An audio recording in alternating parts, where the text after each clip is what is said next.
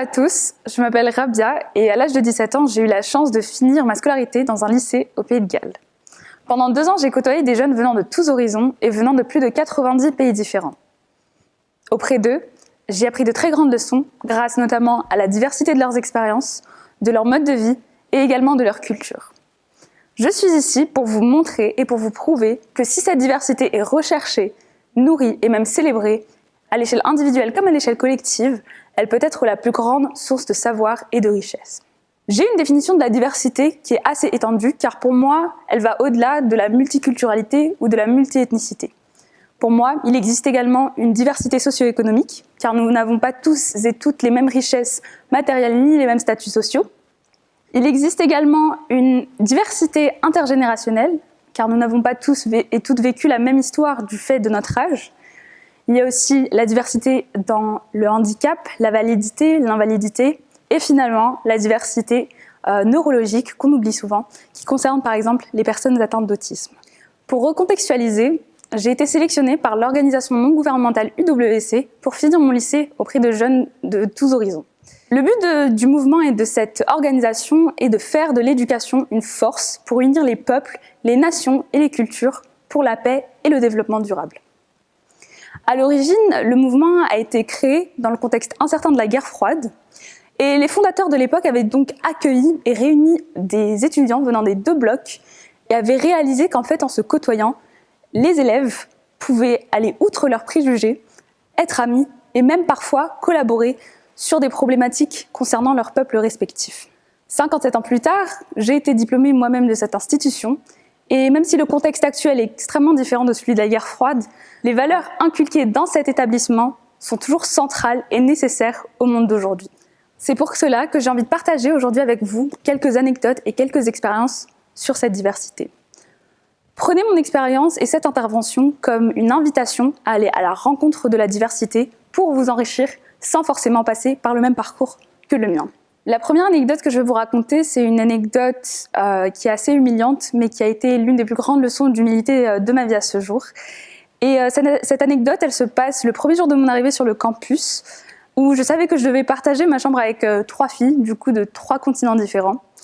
Et je m'attendais bien sûr à passer une super nuit de sommeil, sauf que bien sûr, ça s'est pas du tout passé comme ça.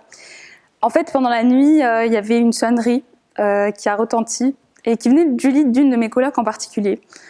Donc clairement, j'étais pas contente, mais j'ai décidé quand même le lendemain de gentiment confronter ma coloc par rapport à ça. Et c'est là qu'au bout d'une courte réflexion, elle me répond « Ah oui, c'est vrai, c'est ma pompe à insuline qui sonne pendant la nuit, avec le temps je ne l'entends plus. » Donc là, quand j'entends insuline, je comprends que ma coloc est atteinte de diabète, ce que je ne savais absolument pas. Mais je n'avais aucune idée de l'utilité de cette fameuse pompe à insuline.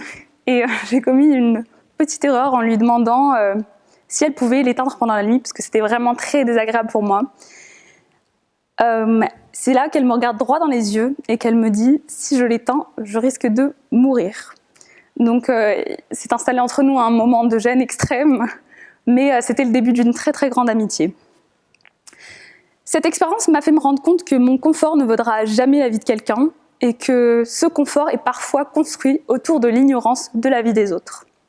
Par exemple, un petit confort qu'on se permet tous de faire, c'est de faire du shopping saisonnier dans des enseignes qui proposent des prix alléchants, mais qui, on le sait, derrière, contribuent à l'esclavage des Ouïghours en Chine. Est-ce qu'aujourd'hui, concrètement, ce petit confort qu'on se permet tous de faire vaut la vie, la sécurité et la liberté de gens à des kilomètres de chez nous, mais qui sont quand même des gens?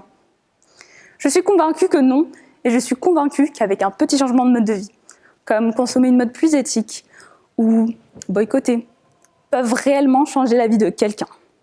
Bien sûr, un boycott seul ne sera pas suffisant pour sortir les Ouïghours de leur situation déplorable, mais cela prouve juste qu'en tant qu'individu, on possède un impact immense, surtout en ce qui concerne ce qu'on consomme. En parlant d'impact qu'on a sur la vie de gens à des kilomètres de chez nous, j'ai une autre histoire à vous raconter. C'est l'histoire d'une conversation bouleversante que j'ai eue avec une amie des Maldives. Donc à l'époque, moi je ne connaissais absolument rien des Maldives, à part le fait que c'était un archipel d'îles paradisiaques dans le Pacifique. Mais à part ça, je n'y connaissais rien.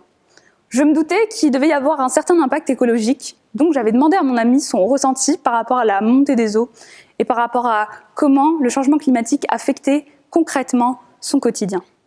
Elle me raconte déjà qu'environ 40 îles de l'archipel sont déjà submergées et que elle et ses concitoyens étaient préparés à ce qu'un jour, il n'aurait plus de maison et plus de pays. Ils étaient conscients et préparés qu'un jour, ils allaient devenir réfugiés climatiques. D'après l'ONU, d'ici 2050, le nombre de réfugiés climatiques pourrait atteindre le milliard. Donc, mon ami va probablement en faire partie. Ce qui m'a le plus marqué dans cette conversation, c'était réellement son honnêteté un peu indifférente. Ce n'était pas qu'elle avait abandonné tout espoir, mais c'était que réellement elle se sentait impuissante dans cette situation. On le sait maintenant, ce sont les plus grosses entreprises multinationales qui polluent le plus et qui causent le plus de dégâts dans des petits pays comme les Maldives. Ici encore, la manière dont on consomme possède un impact énorme sur des lieux lointains qui sont le refuge de biodiversité exceptionnelle, de cultures absolument merveilleuses et de récits incroyables. Sans cette conversation avec mon ami des Maldives, je n'aurais jamais réalisé l'ampleur du problème écologique et comment concrètement cela affecte la vie quotidienne des citoyens et même leur avenir. La dernière anecdote que je veux vous raconter, c'est l'histoire d'un engagement que j'ai tenu pendant 2 ans auprès de maisons de retraite au Pays de Galles. Étant musicienne, j'ai eu l'immense opportunité de partager ma passion et mes compétences pour mener à bien des sessions de musicothérapie pour des personnes âgées, souvent atteintes d'Alzheimer. Ces personnes-là sont souvent isolées, premièrement de par leur maladie, mais également de par leur incapacité à communiquer verbalement. Grâce à cette musicothérapie, j'ai réussi à nouer des liens très forts avec ces patients et j'ai beaucoup appris sur les communications non verbales, sur les besoins des personnes vulnérables et également sur les chansons folkloriques galloises et anglaises. Je me souviens d'une dame qui, au début de mon service, ne parlait pas, ne chantait pas et avait un regard perdu. Au bout de 2 ans de musicothérapie, elle souriait, elle chantait et pouvait tenir une conversation absolument normale. Bien sûr, la musicothérapie n'est pas une cure miracle, mais dans ce cas-ci, elle a réussi à sortir quelqu'un de son isolement. Finalement, c'est grâce à l'interaction avec des gens au vécu extrêmement différents du mien que j'ai pu me forger mes propres opinions sur une diversité de sujets en étant exposée directement à des gens qui étaient affectés par ces problématiques. Et surtout, je tiens à insister là-dessus, aucun bouquin ne m'a appris à compatir avec quelqu'un qui a fui la guerre et vécu un exode avant sa majorité. Aucun livre ne m'a appris à compatir avec quelqu'un qui a perdu sa maison et son frère pendant un bombardement. Aucun livre ne m'a appris à communiquer avec ma coloc dominicaine qui ne savait pas parler un mot d'anglais quand je l'ai rencontrée. Et aucun bouquin ne m'a appris à communiquer et à être amie de manière sensible avec quelqu'un qui a atteint d'autisme. Pourtant, c'est quelque chose que j'ai dû apprendre sur le tas. Tout ça pour dire que j'ai appris tout cela au contact de la diversité. Ce sont des gens à l'opposé de mon identité, de mon mode de vie et de mes convictions qui m'ont appris ces choses-là. C'est l'interaction humaine qui m'a permis de déconstruire des préjugés que moi-même je ne pensais pas avoir.